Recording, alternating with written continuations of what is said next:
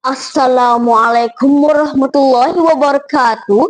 Salam sejahtera dan salam Malaysia Madani.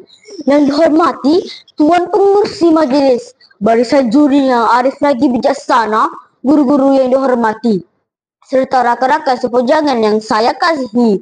Langit Malaysia terbentang luas, di bawahnya lahir rakyat yang ikhlas.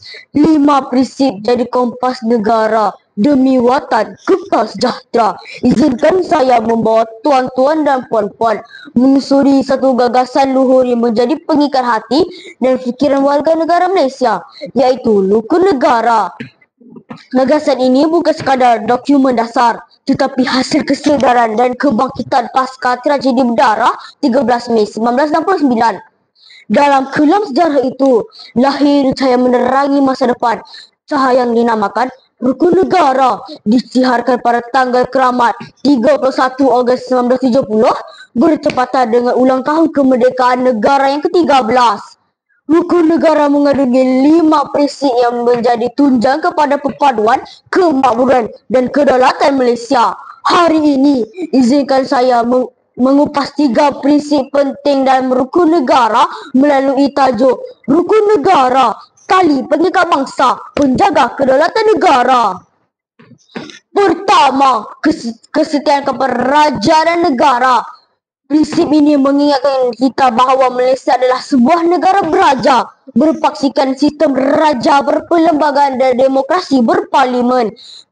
Kesetiaan yang dimasukkan bukan sekadar tunduk kepada simbol, tetapi menyelami makna jati diri sebagai rakyat yang berterima kasih dan bertanggungjawab terhadap tanah air. Seorang rakyat yang setia akan berusaha menjaga nama baik negara, menghormati pemimpin, mematuhi dasar negara dan tidak sewenang-wenangnya menghina institusi diraja. Lihat sahaja saat negara berdepan dengan ancaman pandemik dan bencana, titah dan nasihat paduka baginda yang di-Pertuan Agong dijunjung oleh rakyat sebagai tanda kasih dan hormat. Kesetiaan ini mencerminkan semangat di mana bumi dipijak, di situ langit dijunjung. Ia juga menandakan bahawa kita bukan sekadar penumpang, tetapi pemegang amanah dalam membina masa depan negara.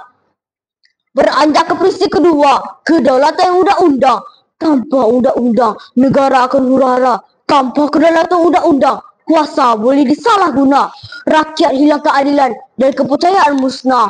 Prinsip ini menjamin bahawa setiap rakyat, tidak kira kaya atau miskin, berpangkat atau biasa, tertakluk dengan peraturan yang sama.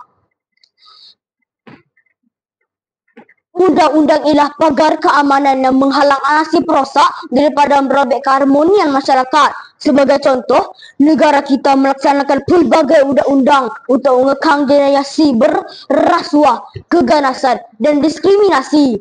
Bayangkan jika kita semua bebas melakukan apa sahaja sesuka hati tanpa takut hukuman, negara akan menjadi seperti bahtera tanpa nakoda, hanyut dipukul gelombang kekacauan. Maka benarlah peribahasa lama, dia lambat asal selamat dan patuh asal berkat. Seterusnya, prinsip ketiga iaitu keluhuran perlembagaan. Keluhuran perlembagaan adalah undang-undang tertinggi negara. Ia menjadi payung besar yang menaungi semua hak, tanggungjawab dan struktur negara. Tanpa perlembagaan, negara ini tidak mempunyai hala tuju yang sah dan adil. Melalui perlembagaanlah tertegaknya hak kebebasan bersuara, hak mendapat pendidikan, hak memelihara agama dan hak memajukan diri secara sah dan beradab. Artikel 10 memperuntukkan kebebasan bersuara, tetapi dalam batas yang tidak menggugat ketenteraman awam. Artikel 152 menetapkan bahasa Melayu sebagai bahasa kebangsaan, manakala Artikel 3 mengiktiraf Islam sebagai agama persekutuan dengan jaminan kebebasan beragama. Kesemua ini menunjukkan betapa telus dan inklusifnya perlembagaan negara kita. Bukan memihak kepada sesiapa, tetapi menegakkan keadilan untuk semua. Sebagai rakyat yang bijaksana, kita harus menjunjung perlembagaan ini dalam pemikiran, pertuturan dan tindakan harian. Tidak cukup sekadar mengetahui kandungan perlembagaan, tetapi menghayatinya sebagai panduan dalam membuat keputusan hidup. Tuan-tuan dan puan-puan, Rukun negara bukan sekadar ungkapan rasmi. Ia adalah nadi negara. Ia adalah akar pada pokok perpaduan dan ia adalah perisai kepada keamanan dan kemerdekaan yang kita kecapi. Kesetiaan kepada raja dan negara, kedaulatan undang-undang dan keluhuran perlembagaan adalah antara prinsip yang tidak boleh digabaikan walau dengan apa harga sekalipun. Sebagai rakyat Malaysia, marilah kita memegang prinsip ini dengan jiwa dan tindakan. Didik anak bangsa untuk mencintai negara bukan hanya ketika menyanyikan lagu kebangsaan, tetapi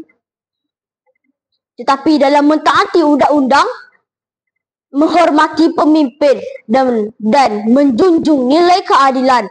Akhir kata, semoga rukun negara terus menjadi suluh dalam gelap, kompas dalam sesat, dan benteng dan meresah kerana dalam perpaduan terletak kekuatan, dalam ketaatan terbit keberkatan. Sekian, wassalamualaikum warahmatullahi wabarakatuh. Terima kasih.